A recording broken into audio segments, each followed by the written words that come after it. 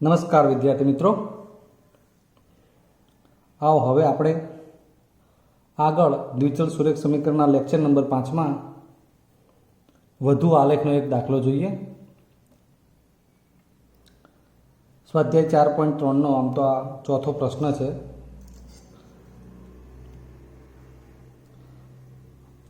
રકમ આ પ્રમાણે છે કે એક શહેરમાં ટેક્સી ભાડું આ પ્રમાણે છે કે જેમાં પ્રથમ કિલોમીટર માટે 8 રૂપિયા અને ત્યારબાદના દરેક કિલોમીટર માટે ભાડું ₹5 પ્રતિ કિલોમીટર છે. જો કાપેલું અંતર x કિલોમીટર હોય અને કુલ ભાડું y રૂપિયા હોય તો એ પ્રમાણે x અને y ચલ લઈ દ્વિચલ સુરેખ સમીકરણ મેળવી અને આલેખ દોરવાનો છે. રકમને જરા ફરીવાર સમજી લઈએ. ટેક્સી ભાડું કેવી રીતે છે તો પ્રથમ કિલોમીટર માટે 8 રૂપિયા અને ત્યારબાદના દરેક કિલોમીટર માટે 5 રૂપિયા પ્રતિ કિલોમીટર. એટલે સપોઝ કે તમે 4 કિલોમીટર ટેક્સીમાં બેઠા હો તો પહેલાં 1 કિલોમીટરના 8 રૂપિયા, પછી વધ્યા 3, તો એ ત્રણેય કિલોમીટરના 1 કિલોમીટરના 5 રૂપિયા પ્રતિ કિલોમીટર. 5નો મતલબ પ્રતિ એટલે પ્રતિ 1 કિલોમીટર એટલે 3 કિલોમીટરના 5 તરી 15 અને પહેલાં 1 કિલોમીટરના 8, એમ 15 ને 8 23 રૂપિયા એવું ભાડું થાય. આ આપણે પ્રેક્ટિકલી આંકડાકીય તમને સમજાવ્યું.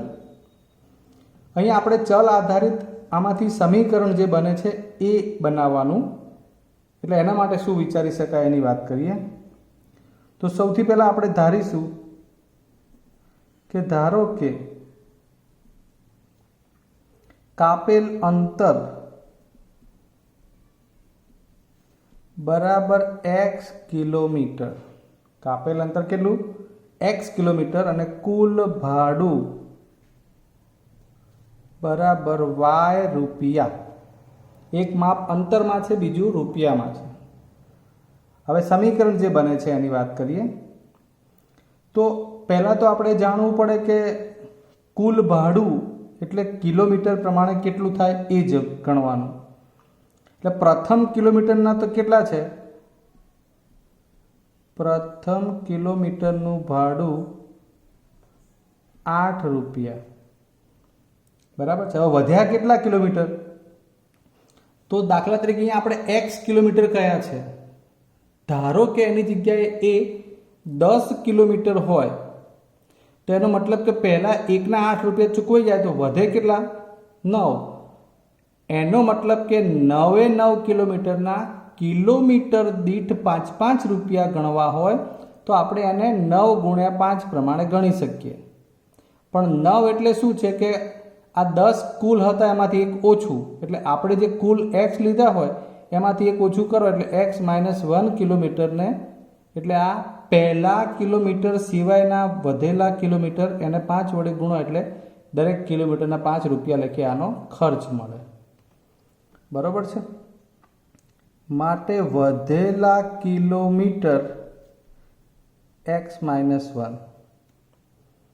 હવે કુલ y રૂપિયા આપણે કોના કોના આપીએ છીએ તો આ જે y મળે એ 8 રૂપિયા પહેલા કિલોમીટરના અને જે વધેલા કિલોમીટર છે એ એના દરેક કિલોમીટરના 5 લેખે ગુણો એટલે આ પ્રત્યેક કિલોમીટરના 1 કિલોમીટર દીઠ 5 રૂપિયા લેખે પહેલા કિલોમીટરને છોડી દો તો એ પછીના વધેલા કિલોમીટરના રૂપિયા થશે. ગુણ્યા 5 કરો એટલે વત્તા કરીને 8 એટલે પહેલા કિલોમીટરના 8 રૂપિયા, એનો સરવાળો કરો એટલે y મળે એટલે આ કુલ રૂપિયા થયા.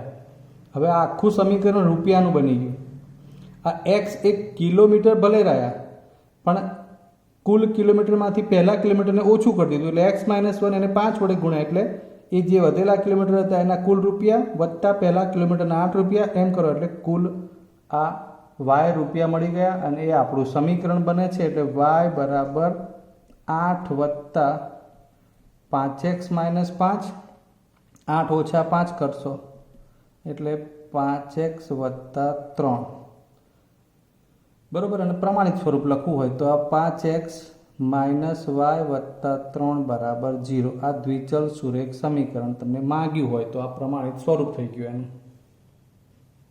ક્લિયર? હવે આલેખ બનાવવો હોય તો આપણે તો કોષ્ટકમાં x અને y ની કિંમતો તૈયાર કરવાની હોય છે.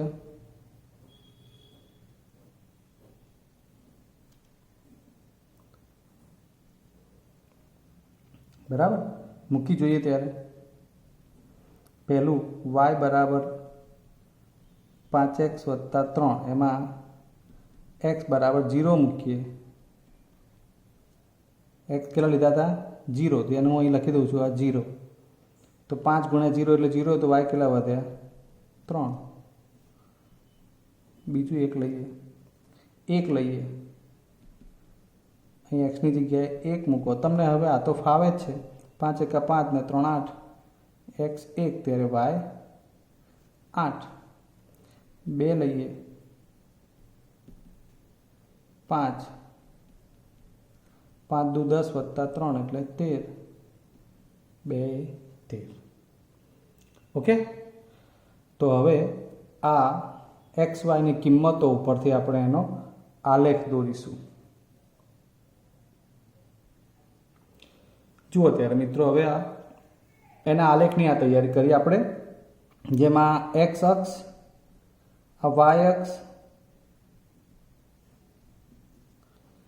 હવે અહીં જુઓ તો જે વાય ઉપરનું આલેખન છે એ થોડું વધારે કર્યું છે, કારણ કે આપણને બિંદુ એ રીતે મળ્યા છે. વાય અક્ષ ઉપર 3 છે, 8 છે, 13 છે, જ્યારે એક્સ અક્ષ ઉપર 0, 1 અને 2 જ છે. બરાબર છે. આપણું સમીકરણ કયું હતું બન્યું હતું? આ વાય બરાબર 5x + 3 પ્રમાણે. એટલે તો હવે આપણે આપણી પાસે જે બિંદુઓ તૈયાર છે એના પરથી આલેખ દોરીએ. તો x 0 ત્યારે y 3, એટલે આ x અક્ષ ઉપર 0, y અક્ષ ઉપર 3, એટલે આ પહેલું થઈ ગયું 0 એ 3. બીજું છે 1 એ 8, x અક્ષ ઉપર 1, y અક્ષ ઉપર 8, આ રહ્યું. અને ત્રીજું છે 2 એ 13, x અક્ષ ઉપર 2, y અક્ષ ઉપર 13. બરાબર છે. હવે આપણે એમાંથી આલેખ બનાવી દઈએ, એટલે કે રેખા બનાવી દઈએ. પહેલા આવી રીતે ટેકવી દેવાનું ફૂટ.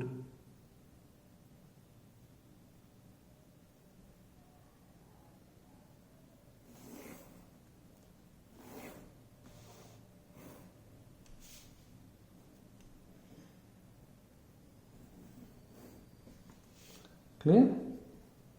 આ આપણા માટે થઈ ગયો આલેખ. કોનો? y બરાબર 5x + 3. y બરાબર, ત્યાં શું લખ્યું છે મેં? 5x + 3. હા, એનો આલેખ થઈ ગયો. તો આમ આપણો આ પ્રશ્ન અહીંયા પૂરો થઈ જાય છે. હવે પ્રશ્ન નંબર આગળ જોઈએ. છઠ્ઠો પ્રશ્ન વાંચીએ હવે. જો અચળ બળ લગાડવાથી એક પદાર્થ પર થતું કાર્ય તે પદાર્થ દ્વારા કપાયેલા અંતરના સમપ્રમાણમાં હોય તો, આવી આ વૈજ્ઞાનિક બાબત ઉપરથી આપણે ગાણિતિક સ્વરૂપ લેવાનું છે એનું. તો આ બાબતને 2 ચલવાળા સમીકરણ રૂપે રજૂ કરો. હવે આપણે જાણીએ છીએ મિત્રો કે 2 ચલ બનાવવા એટલે 2 વિગત આપણી પાસે અલગ અલગ હોવી જોઈએ. આગળ જોઈએ. અને 5 એકમ અચળ બળ લઈ, આ બળ લખ્યું છે, બળ, તેનો આલેખ દોરો. આલેખ પરથી પદાર્થ દ્વારા કપાયેલ અંતર, પછી એના 2 ઓપ્શન આપ્યા છે કે 2 એકમ હોય અને 0 એકમ હોય ત્યારે થતું કાર્ય કહો. તો સૌથી પહેલી જે વાત છે કે એક પદાર્થ પર થતું કાર્ય. તો કાર્ય માટે તમે શું જાણો છો? સૂત્ર એનું ખબર હોવી જોઈએ આપણને. કાર્ય બરાબર બળ ગુણ્યા બળની દિશામાં કપાયેલું અંતર, આને આપણે કાર્ય કહીએ છીએ.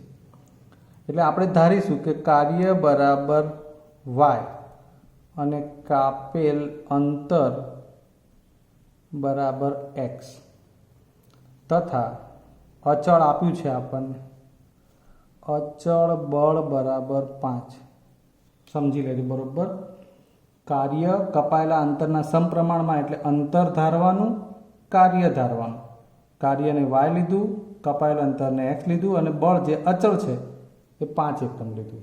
તો આમ આપણને અહીં કાર્ય એટલે અહીંયા સૂત્રમાં મૂકો તો y બરાબર બળ છે 5, કપાયેલું અંતર છે x.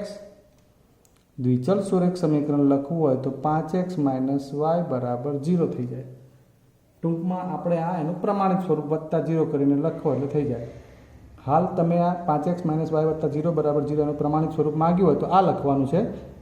હાલ આપણને શું મળ્યું? y બરાબર 5x. ચલો એનો આલેખ લેવો હોય તો 3 બિંદુ કાફી છે. બહુ સીધું વિચારી લઈએ કે x બરાબર 1 લખીએ તો 5 એકા 5 મળે, x બરાબર 2 લખીએ તો 5 દુ 10 મળે, અને 3 લખીએ તો 5 તરી 15 મળે. ક્લિયર જ છીએ આપણે મિત્રો. આમાં હવે આવો તો પછી હવે એનો આપણે આલેખ જોઈ લઈએ. આપણી પાસે માપ હતા એક્સ વાયના 1 5 એકા 5, 2 10 અને 3 15.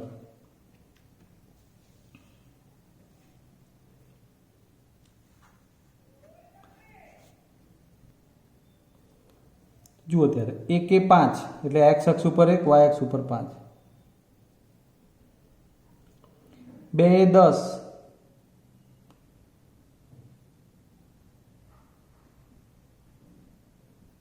અને 3 15. 4 લેશો તો 20 સુધી પણ દર્શાવી શકાય. બસ તો પછી આ આપણું આલેખન થઈ ગયું છે. આપણે એમાંથી સીધી હવે એક રેખા બનાવી દઈએ. તો આ જુઓ,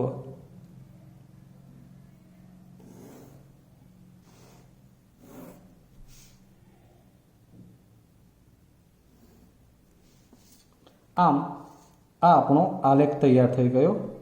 સમીકરણ કીધું છે તો એ કયું સમીકરણ છે? તો y બરાબર 5x અથવા 5x - y બરાબર 0 લખો, કોઈ પણ લખો તમે, બંને પણ ચાલશે.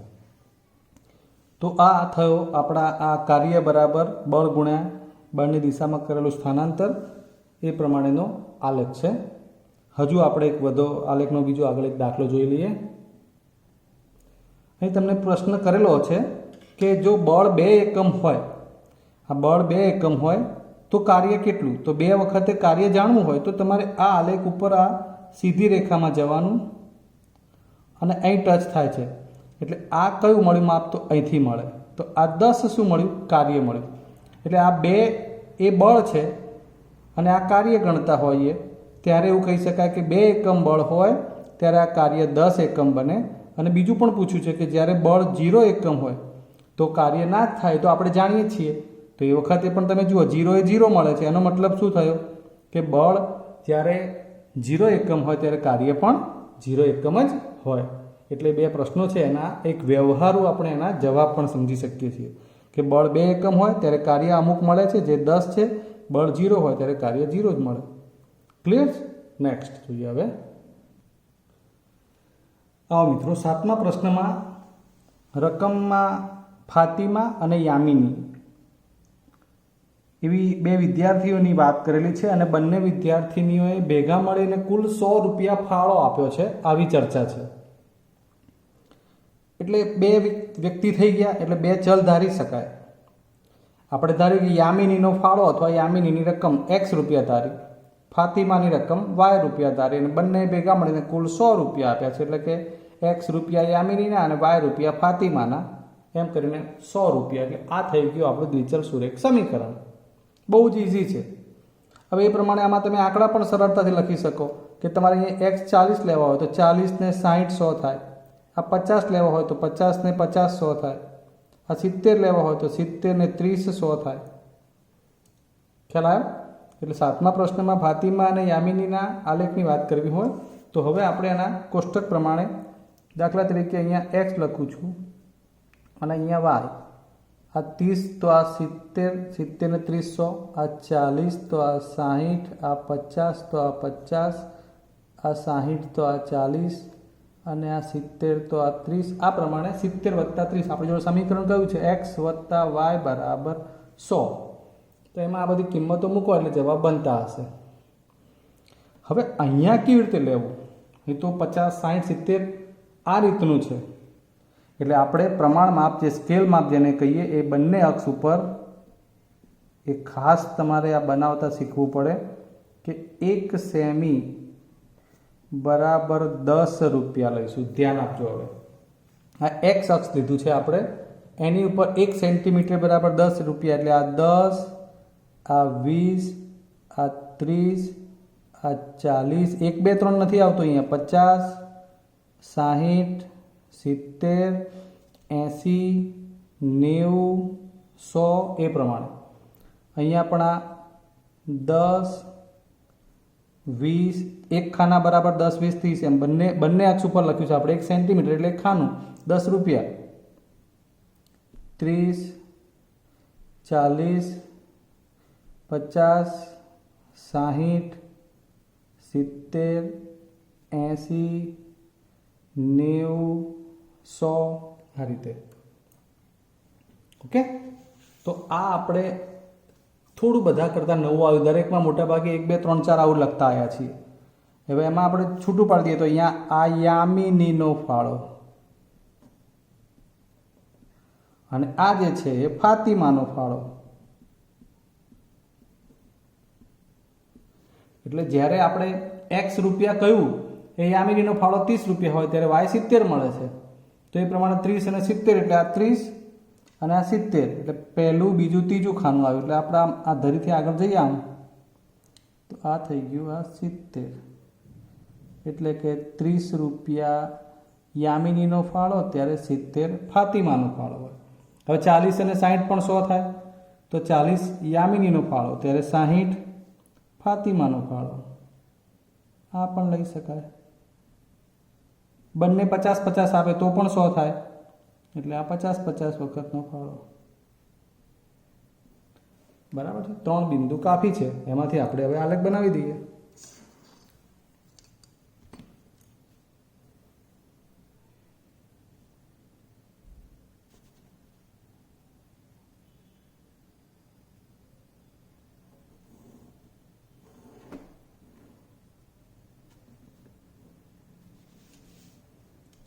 ઓકે, x પ્લસ વાય બરાબર 100 એના માટેનો આ થઈ ગયો આ લેખ. x પ્લસ વાય બરાબર 100.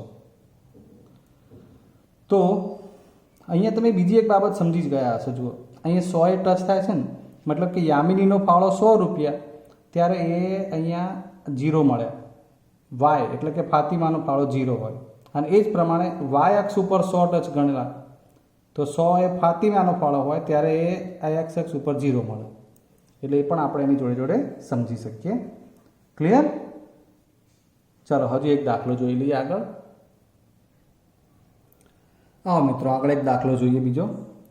8મા પ્રશ્નમાં રકમ આવી છે એ પ્રમાણે USA અને કેનેડા જેવા દેશોમાં તાપમાન ફેરનહીટમાં મપાય છે.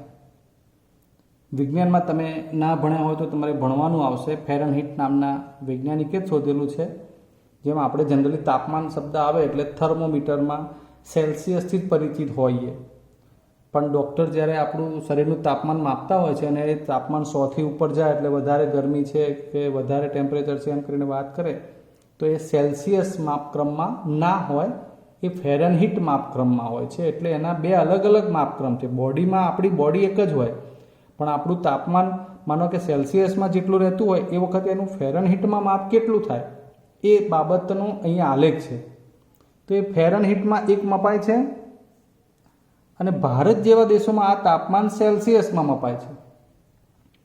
ટૂંકમાં ફેરનહીટ અને સેલ્સિયસમાં એ બંને તાપમાન કોઈ એક વસ્તુ કે પદાર્થનું તાપમાન એક સરખું જ હોય એટલે એનું વ્યક્તિગત રીતે જે તાપમાન હોય એને ફેરનહીટમાં અને સેલ્સિયસમાં બંનેમાં આપણે સમજવાનું છે, એવી ચર્ચા છે. તો એ બંનેનું એક સાથે આપણે સમન્વય કરી અને કોઈ સમીકરણ બનાવવું હોય તો એ આ રહ્યું. F બરાબર 9/5 ગુણ્યા C વત્તા 32, મતલબ કે ફેરનહીટ શોધવું હોય તો આ સેલ્સિયસનો C છે, 9 જોડે સેલ્સિયસને ગુણાકાર કરીને 32 ઉમેરી દો એટલે એ ફેરનહીટ માપ મળી જાય. જેમ આપણે દ્વિચલ સુરેખ સમીકરણ સમજતા હોય અને x અને y બે જ ચલ એટલે કે બે બાબતો હોય, એમ અહીં f અને c છે. એટલે આડકતરી રીતે આ આપણા માટે દ્વિચલ સુરેખ સમીકરણ જેવું જ કામ કરશે. બરાબર છે. એટલે આ f બરાબર 9 c વત્તા 32, માનો કે આ દ્વિચલ સુરેખ સમીકરણ સ્વરૂપ થઈ ગયું. બરાબર છે. જેમાં આપણે શું લખ્યું છે કે ઉપર દર્શાવેલ સુરેખ સમીકરણમાં x અક્ષ પર સેલ્સિયસ અને y અક્ષ ઉપર ફેરનહીટ લઈને આલેખ દોરો. તો તમે આલેખમાં જોઈ શકો છો કે આ x અક્ષ છે.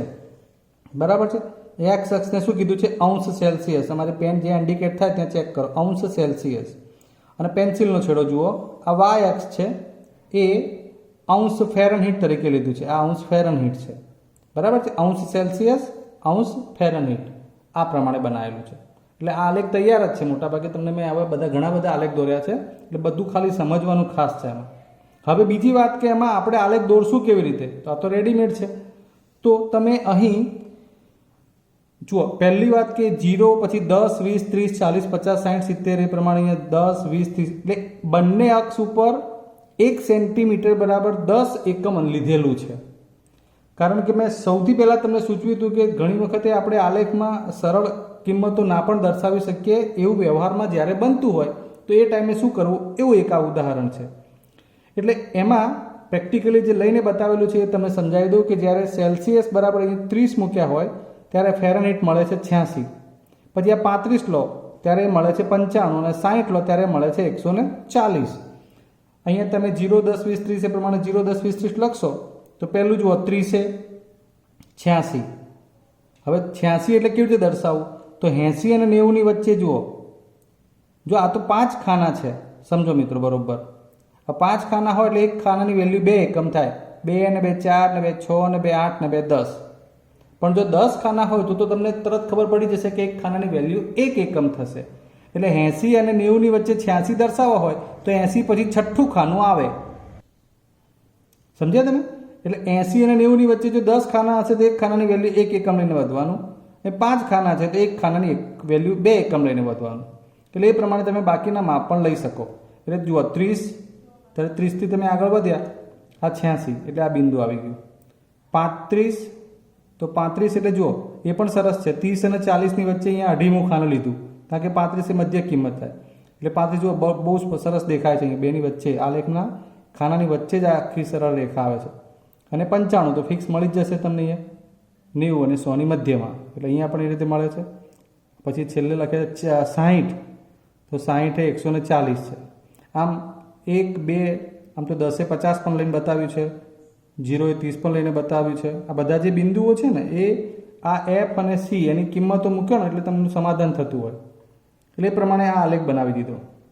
એટલે આ આલેખ થઈ ગયો F બરાબર 9 c વત્તા 32 નો. ક્લિયર?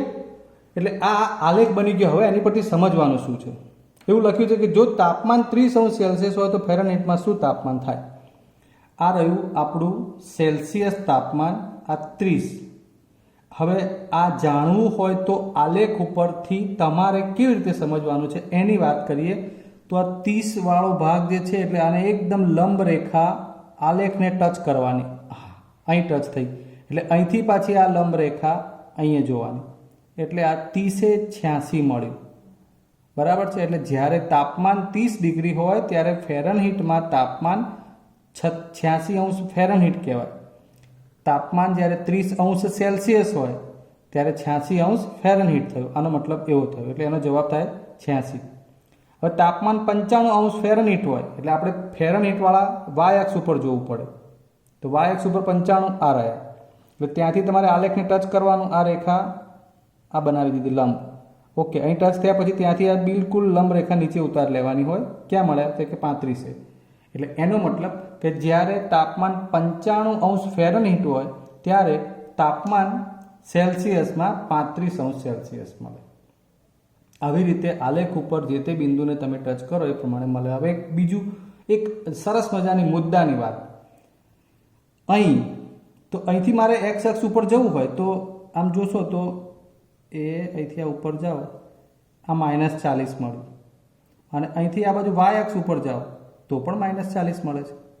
મિત્રો, આ એક બહુ સરસ મજાનું આલેખ ઉપરથી પ્રાપ્ત થતું માપ થયું. બંને -40 એટલે આમ તમને કહીએ તો તમે કોઈને આશ્ચર્ય થાય કે આવું હોઈ શકે. હા, આવું જ હોય. -40 સેલ્સિયસનું માપ અને -40 ફેરનહીટનું માપ, આ બંને તાપમાન માટે સરખા થયા. બંને -40 છે. ખ્યાલ આવી ગયો? એટલે એ પ્રમાણે તમારે બાકીના જવાબ મેં બાકી જ રાખ્યા છે, એ તમારે સોલ્વ આઉટ કરવાના રહેશે.